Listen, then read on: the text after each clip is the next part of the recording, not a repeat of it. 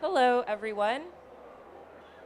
Hi, I think we'll get started. If everyone who wants to join our transport morning could take their seats or just gather, please. Thank you.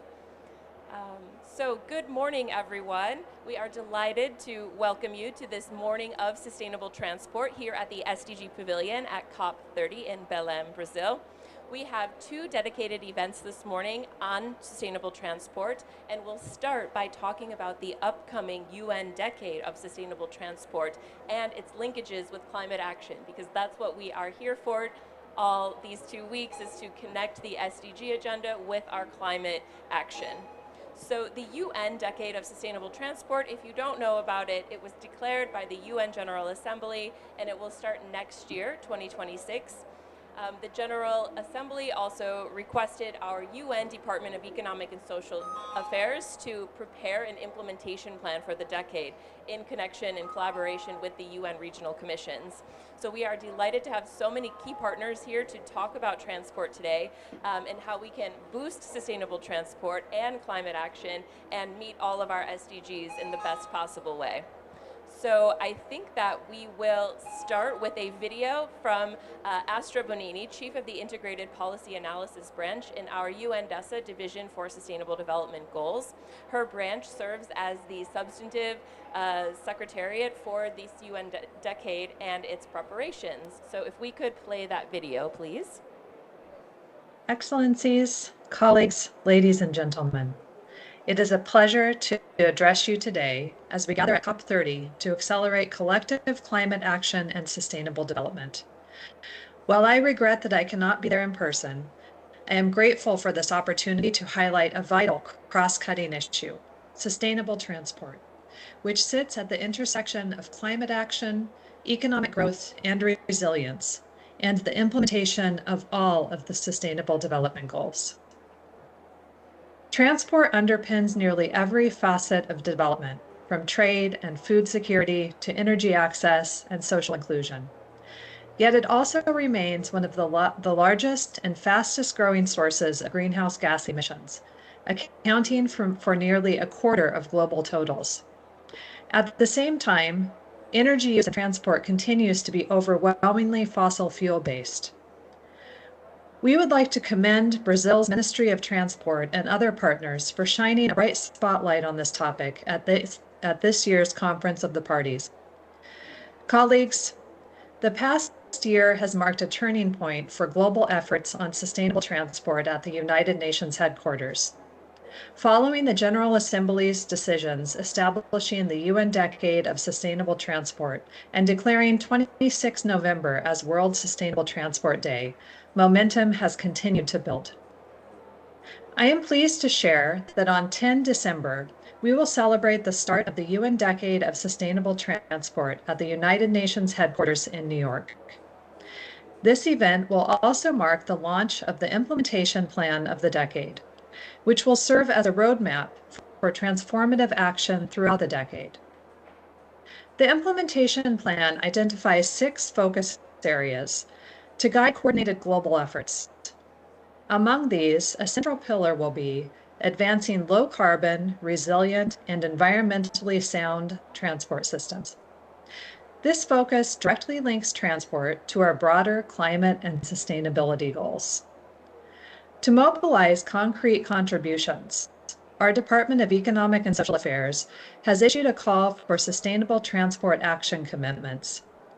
These commitments from governments, cities, businesses, civil society, and international organizations will showcase innovative, scalable, and inclusive solutions that advance the implementation plan's objectives.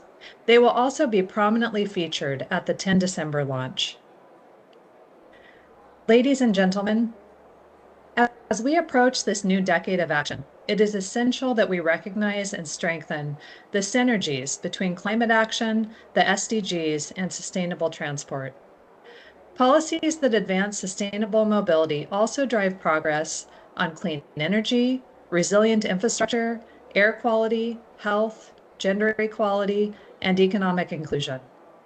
Transformative change requires focus on synergies and integrated planning, linking urban development, public transport, walking and cycling, rail and logistics systems, digital solutions, and cleaner fuels into a coherent and equitable vision of the future.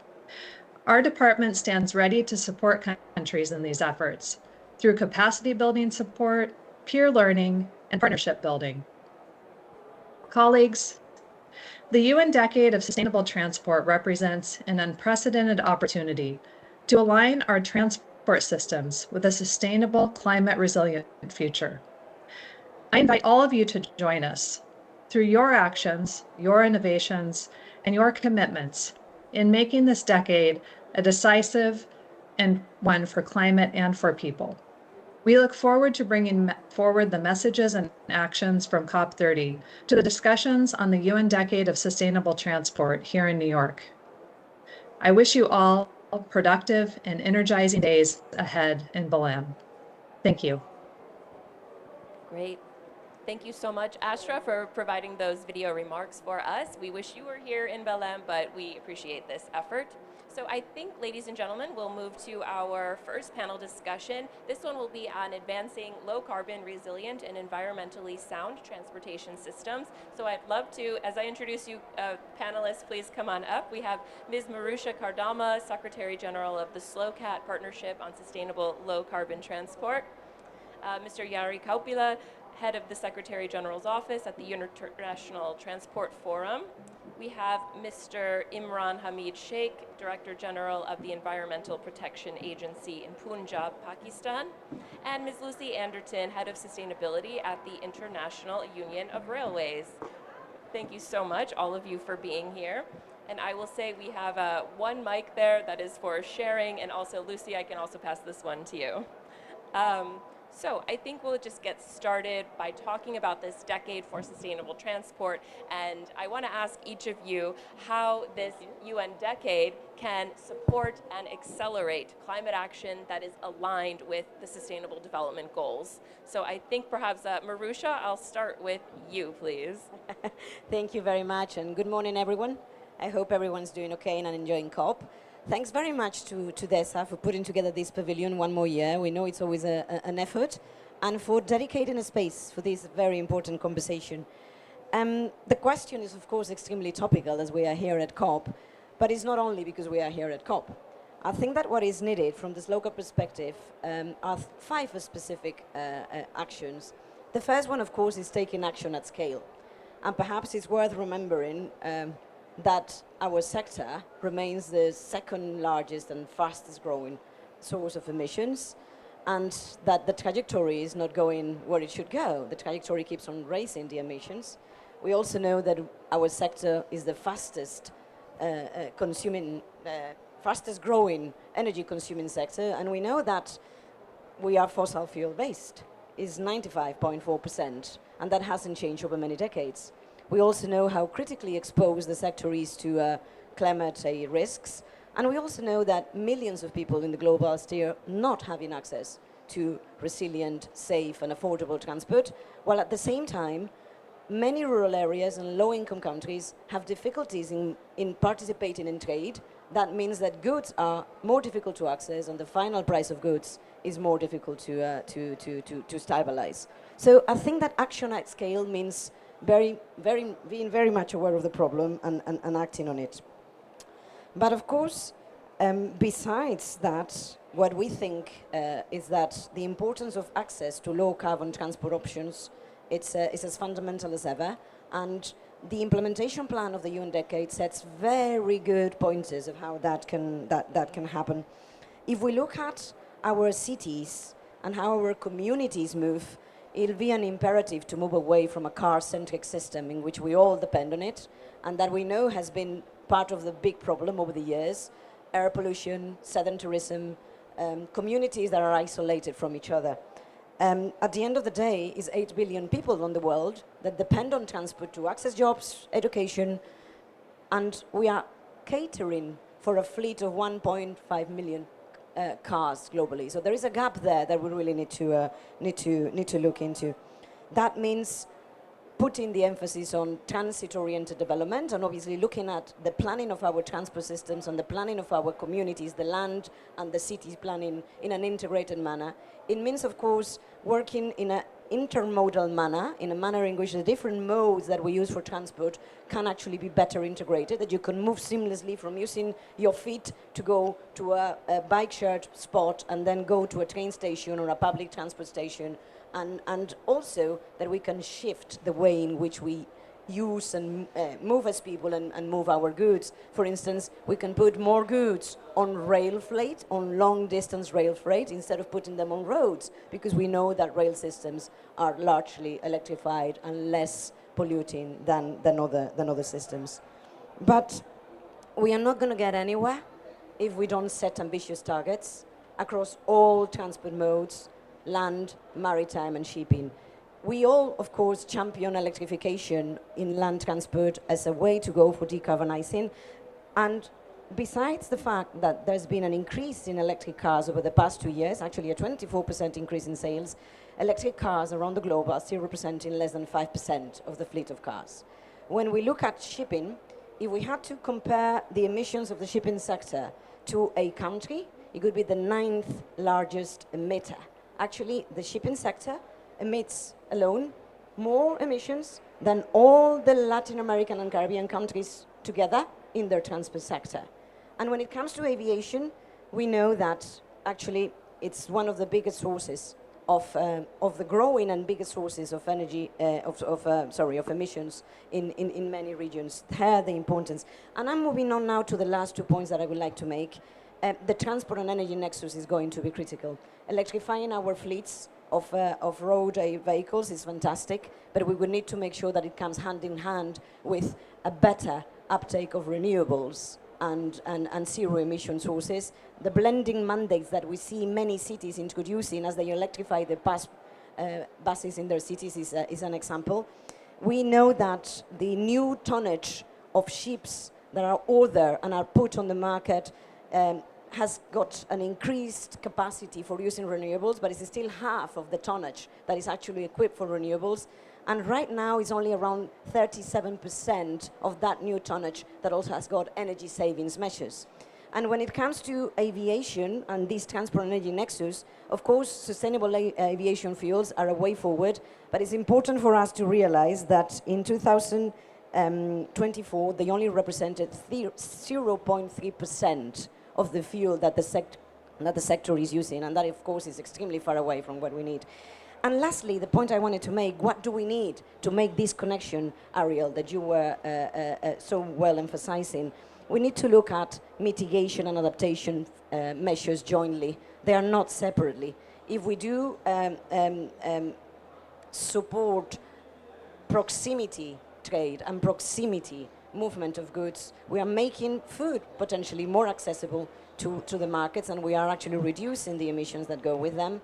If we power public bus fleets or shared mobility in our cities with renewable sources, we are also making our communities more resilient to energy shocks and reducing the cost that our public transport authorities have to bear. So I think that these 5 pointers are some of the initial things that we need to do, and certainly the implementation plan that the DESA services have been putting together in consultation with member states and stakeholders is already taking us towards that direction. Thank you so much, Marusha, for connecting food and poverty and everything with climate action. This is so critical to show how everything is linked here. Thank you for that comprehensive review. So let me go to Yari here. Can you tell us from your perspective at the International Transport Forum, how can this decade help these climate and SDGs? Yeah, thank you so much, and good morning to everyone. I'm originally from Finland, so I'm pretty much an iceman melting here right now, but I guess that's the climate change for a metaphor for that right there. In the last session I just participated, I spoke about uncertainty. The uncertainty is the defining factor of our life today in the societies and our transport systems. And we need to move away from an old predict and provide planning to decide and provide. That means we don't just have, this is the past trends, what are we going to do, how the future will look like, and then we start providing something for that future, which is going to be uncertain anyway. So we need to decide what kind of future we want to have, and then start planning for that future and building for that future. So what does this mean? To me, the UN Decade for Sustainable Transport is that vision. It does provide the implementation plan, that high-level vision, what do we want the system to be, look like. Now, what the implementation plan of the decade, or the decade itself, can do then is, I think, three things. Is first, to align. It's to align that vision among all the actors in this ecosystem, I think is the word that we're using here. And the strategies that we have. So aligning that vision, we have a high level, so now let's align those. And it is within the governments, it is with the regions, within the private sector, it's within the NDCs, with the SDGs. So align that vision across. So I think the decade is a perfect opportunity to align that. Second one is financing. None of this will happen without finance. So again, I think the decade can provide a platform to scale up financing of solutions. And Marusha, you mentioned, thank you for you went through the whole spectrum of solutions, and I think just we need the finance for that solution as well.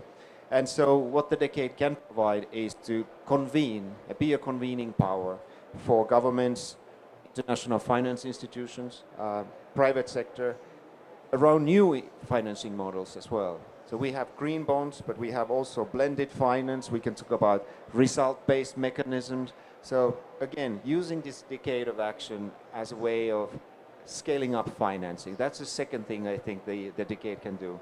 And the third thing, and I think this is the most important thing, is capacity building. And actually, sustainable transport at the end of the day is not about technology. It's about people. And so we need to build a capacity. We need to raise the awareness of people about what does it mean of sustainable across the society. We need to build the capacity in the technical and institutional capacity, particularly in governments, in decision making, to make these plans and share best practices, data, and that enables then this vision-led planning to be implemented and recreated. So that'd be my first take on that. Thank you so much, Jari. And so now I'd like to move to Imran. And if you could tell us from this regional perspective in Punjab, how is the decade relevant for you in terms of your climate action and SDG implementation plans?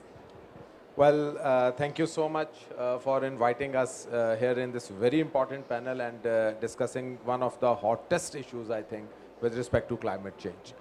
See, if I talk about Pakistan's Punjab, first of all, I would like to introduce what Punjab is. We are the biggest province of Pakistan. Punjab has a population of more than 140 million people. We have an area of more than 2 lakh square kilometers. If we talk globally, we are bigger than 12 nations, 12 countries of the world.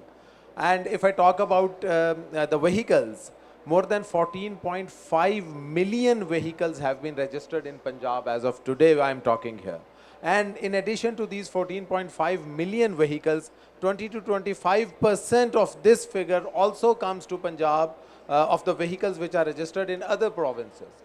The emissions of the carbon dioxide emissions from vehicle amount to 43 million tons. So we are fully cognizant of the fact that this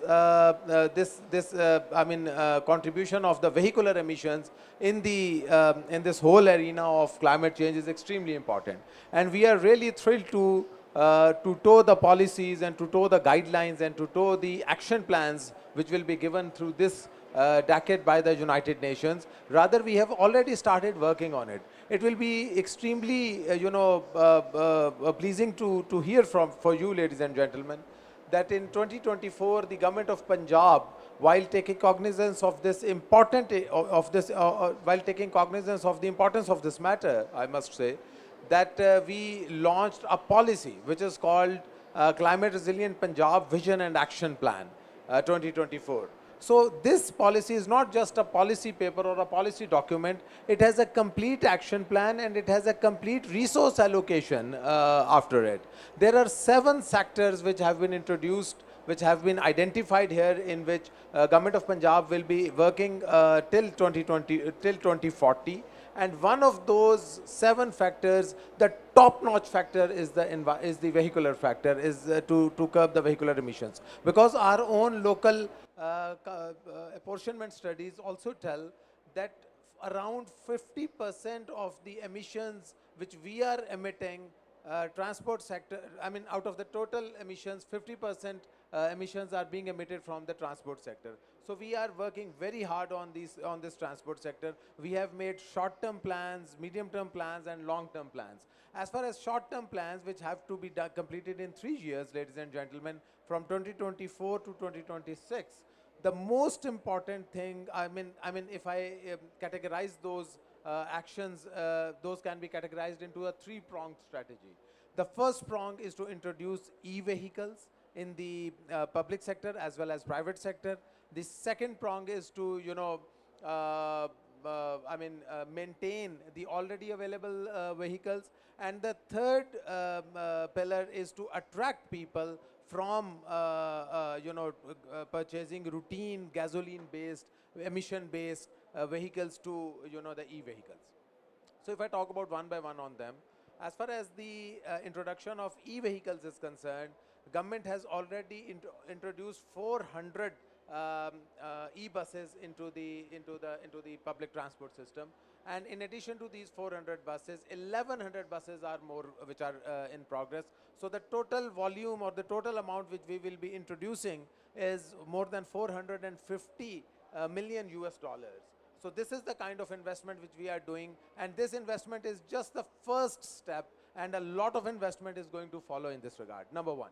Number two, the government has made a policy which means that now government's procurement as far as vehicles is concerned, EVs or the electric vehicles will be given the priority. I proudly announce here or tell here that the Environmental Protection Agency has piloted this project, and in the first phase we bought 250 e-bikes and more than 15 hybrid vehicles just to reduce the burden. And since after the successful completion of this experiment, now more than 400 e-bikes are in procurement process, and around 50 or the hybrid vehicles are also in process of procurement. So this means that we are now trying our level best to reduce our reliance on the gasoline, on the vehicle run, or the vehicle on the diesel run or the diesel powered vehicles, but we are trying our level best to shift ourselves to the EVs or the e vehicles. Now if we come to the maintenance part, so there is a complete regime which has been put in action, which has been put in motion for the maintenance of already running or already plying vehicles. There is a different strategy for the cars or the LTV or for the two-wheelers and the three-wheelers, and there is a different strategy for the HGVs and the public service vehicles, because we feel that all the heavy transport vehicles or the public service vehicles, they emit more, they are run on diesel and they emit more carbon. So a very aggressive agenda has been put in action. We are issuing direction slips to all the public service vehicles and the heavy transport vehicles to get their vehicles maintained by 30th of this month, 30th November 2025.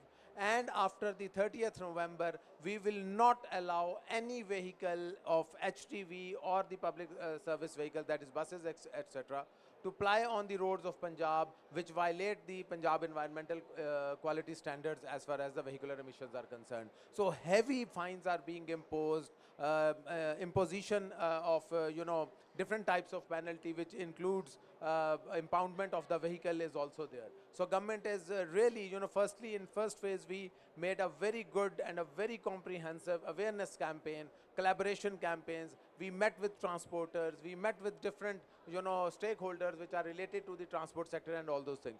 But after that phase, now we have given them a deadline. There are multiple, we have established multiple checking stations all across Punjab, in all the districts of Punjab, so that the buses and the trucks, etc., can go there and can get them checked as early as possible. Majority checking has been completed. Their faults have been identified. They are in a process of being maintained. So all those things are going on. But after 30th November, which is the deadline, we will simply stop the operations of those vehicles which do not comply the standards of the Punjab Environmental Quality Standards. The second component is a little bit tricky, in which people have cars, people have two-wheelers, three-wheelers, etc., or the light transport vehicles. So we have established an emission testing system, which is called ETS. And under this ETS, it is being piloted only in Lahore, which is the capital of Punjab. So in Lahore, we have established around 25 points where any owner of any vehicle or a driver can come, can get its emissions checked. And if those emissions are found within the limits of Punjab Environmental Quality Standards, we issue them a green sticker, which is valid for 1 year. And if the vehicle violates that standards, so again a direction slip is issued for 7 days to go and get the vehicle maintained and come back and get the sticker done. So all this activity is going on. Around 0.3 million cars have been checked, and green stickers have been affixed on them in the last just 5-6 months, and people are taking a lot of interest in it. And this is not just the vehicles thing. We are also very seriously looking into the fuel quality of Punjab, that we want to ensure that whatever fuel is sold to the vehicles, that fuel must comply with the standards of the environment which we have notified. And for this purpose, first time ever, the government of Punjab, under the dynamic leadership of our Chief Minister, Ma'am Mariam Nawaz Sharif, and our Senior Minister, who is the Minister of Environment and Climate Change as well, Ma'am Mariam Aurangzeb, what we are doing, that we have procured a mobile fuel quality testing laboratories. Those laboratories are now going on daily basis to different fuel stations, different gas stations, and checking the quality of the fuel. And if any fuel is found substandard, heavy fines are imposed on those gas stations, and we even seal those gas stations, and we go to the complete supply chain, and we fix where the issue is. And so that now I'm quite confident that almost more than 95% the fuel stations or the gas stations are now selling the fuel, the petrol and the diesel, which complies the standards duly notified by the government of Punjab. So previously, when we started this journey, the violation rate was more than 20%, which has now reduced to 5%. We think it's a big success of ours. But inshallah ta'ala, we will also be making more stringent actions, and we want that 100% of the fuel stations of Punjab sell only the fuel which complies the standards of the environment. So while saying this and while taking this journey along, we feel that and in addition to that, as far as EV is concerned, one very important thing which slipped from my mind, that we are creating an infrastructure of the electric vehicle charging, their maintenance. We are building the capacity of the local mechanics, local technicians, that how to fix that EV. This is a new technology which is coming. So we need a more infrastructure. We need more, human resource to tackle all this new sea change which is happening in Punjab. A sea change which is happening not only in Punjab, but a change which is, which can act as a beacon house for all the regions of this South Asia, for all the provinces, all the countries of South Asia, for all the countries of the South, which can come and, we can learn with each other good practices, and we can replicate each other's good practices. So all these things are going on. A heavy investment is being done by Government of Punjab. In just, as far as climate sector is concerned, in just 2 years, the ADP allocation, the resource allocation increased 188%, from 5,000 billion US dollars to, ladies and gentlemen, 15,000 billion US dollars is the amount of money which government is giving through its budgetary allocations. So this is the seriousness which Government of Punjab is showing towards the environment and the climate issues. And we would like to collaborate with all the agencies, especially for your agency, with DESA, in the implementation of of the action plan regarding the vehicular emissions in this decade. And I think the Environmental Protection Agency Punjab, the government of Punjab, will turn to be a reliable partner to DESA in the implementation of this decade's program. Thank you so much. Great. Thank you, Imran, for those great examples of strong action with electric vehicles and also fuel regulation. You mentioned automobiles a lot. And when we're talking about sustainable transport, we are talking about air. We're talking about bicycles, motorcycles, scooters, and we're talking about rail. So that leads me to talk to you, Lucy. Can you tell us from the International Union of Railways perspective how this decade can support climate and SDG action? Yeah, thanks. And actually, it's really important, I think, at this point to have this decade of action, because what it can really do, I think, is to have a real focus on this topic, right, of transport. We've already talked about how it's one of the biggest emitting sectors, but we don't have on this beautiful color of SDGs here. There isn't one that's got a little picture of a train or a bus on it, has it? So this is a great opportunity to have, beyond the 2030 agenda, a real long-term vision on what the kind of transport systems we want to build. So we're not locking in and continuing to develop our transport systems the way we have done, but actually think about what needs to change and what kind of transport systems we want in 10 years' time. Because I think it's clear that while like talking about improving many of our forms of transport of today are important, we can't just tweak the edges and tinker around the system that we have today. We're talking about a need to really change the way that we move people and goods in quite a dramatic way, in totally transforming and prioritizing mass forms of transport, collective and inclusive forms of transport, active travel, public transport, and rail freight and other forms of low emitting logistics modes. So I think it's really a change in the priorities and the focus that we need to make. And this allows the whole community here and a global sort of collective understanding of what that vision could be, because there's a huge opportunity in there, and not just decarbonising our transport system, but bringing all those co-benefits we talked about, right? So taking up, addressing transport poverty truly, thinking about all those air quality, congestion issues, making our cities healthy and livable places to be, as well as really having economies thrive in a way that isn't affecting and reducing our quality of life. So I think that's the cool thing about this decade, is what it can really bring that vision together. And I think we've started to do that in the planning and the implementation plan. And I'm serving on the steering committee of Some for All, which is sort of mentioned as part of the decade's UN communications here, and so we've been collectively thinking about what that means for Some for All and the consortium of people that brings together, and seriously sort of writing some of this stuff down. And it's clear that we want to talk about prioritizing those really sustainable forms of transport and having policy frameworks that back that up. But as you talked about, Jerry, it's about the money as well, right? So unlocking, instead of the 300 million we're talking about every year, the trillions, the 2 to 3 trillions every year, and that's a massive gap. How do we unlock that? And I think we agree that it's around those new innovative instruments. In fact, it's all of those levers that we have to pull to start the flow of finance.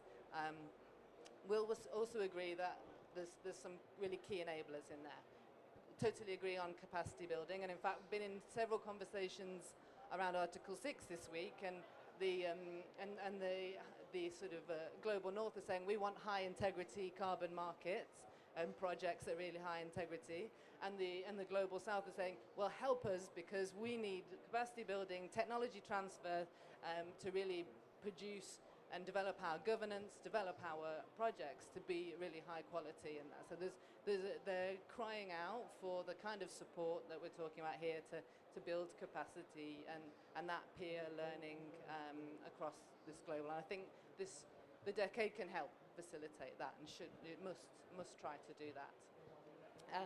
As well as capacity building, we're talking about, we think there's opportunity in the taxonomy as well, in the MRV. So we think that's something that Some for All perhaps can support into making sure that the financial models, the economic models, the way that we make decisions in finance are really using a modern thought on what is sustainable transport, a clear idea of what that is. So we've got detailed taxonomy on the same level of detail that energy has now, but we don't have in transport. So we think there's some real opportunity there in working in developing our taxonomy space. And so then that really just builds into a much more informed opportunities, more informed decision making in investments, essentially.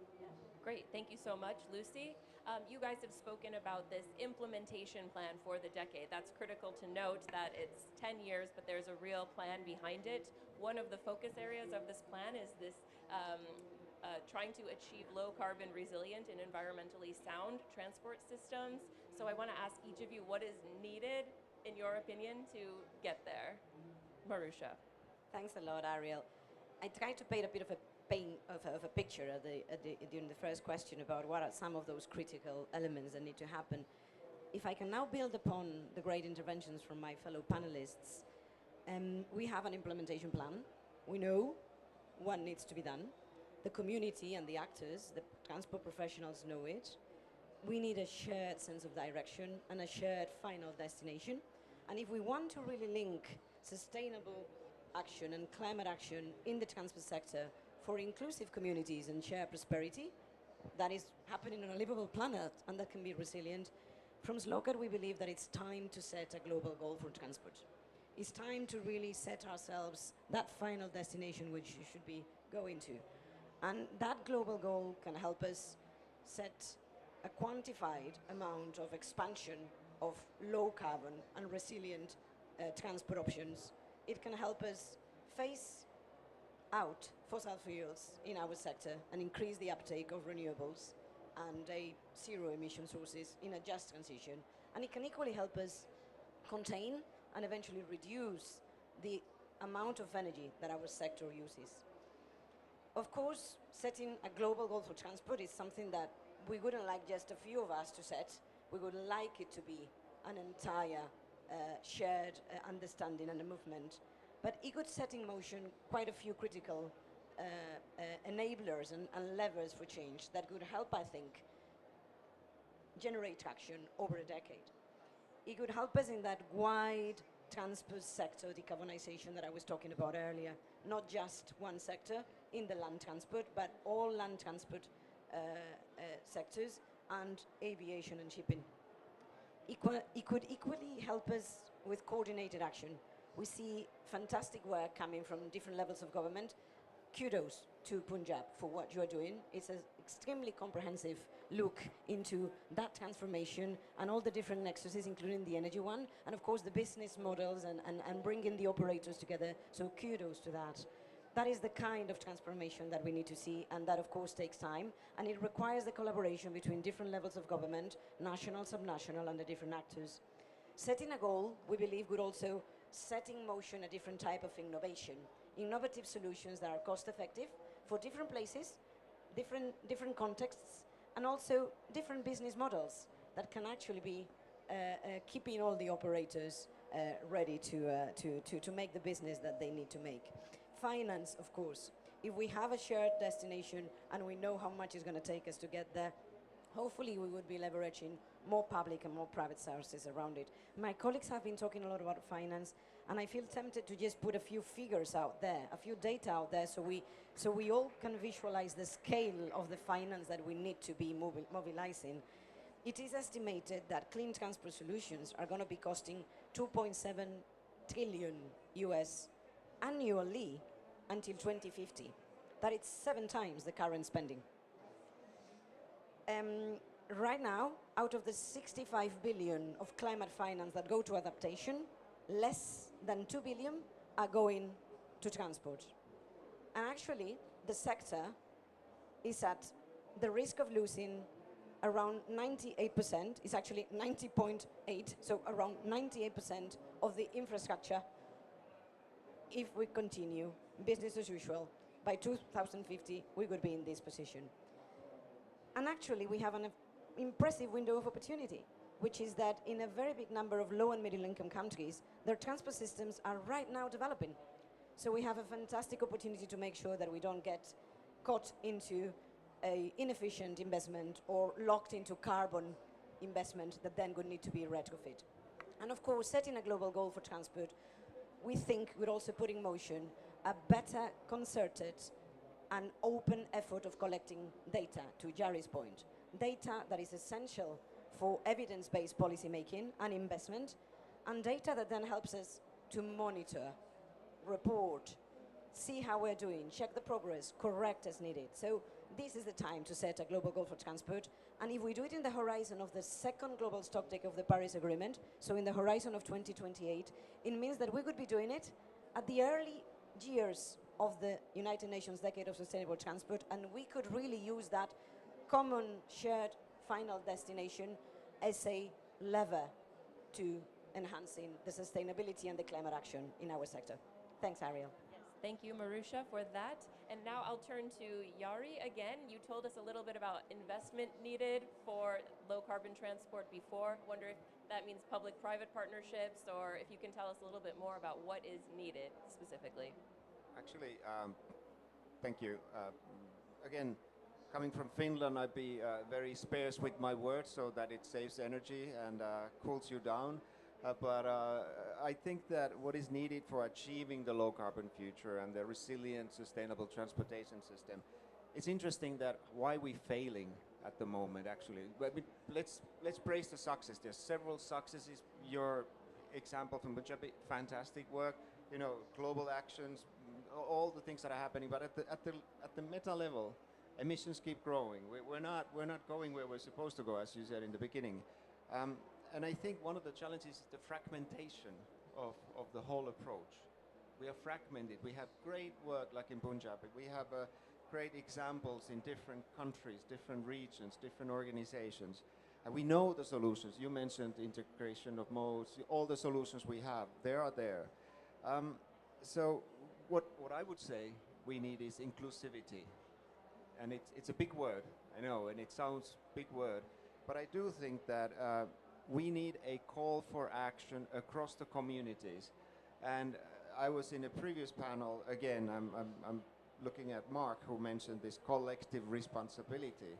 So that's what we need. We need a collective responsibility across the modes, across the different parts. And I kind of hear this word, and maybe I'm saying something incorrect here, but we talk about global north, global south, global X, Y, and Z. We're talking about us. We're talking about global us. So as a collective effort, making the change. And I think that is really the key point for me, that whether it's financing or the solutions, it is the fact that our success will depend on the partnerships. And that we take this collective responsibility for the solutions. And I just want to remind that delayed action right now will result in much higher cost than, and environmental impact than doing nothing. Absolutely. Thank you for making that point, sir. And let's go back to you, Imran. What is your call to action? What is needed to make this low carbon mobility reality around the world? Yeah, I think I would definitely toe the line which has already been taken here, and rightly so.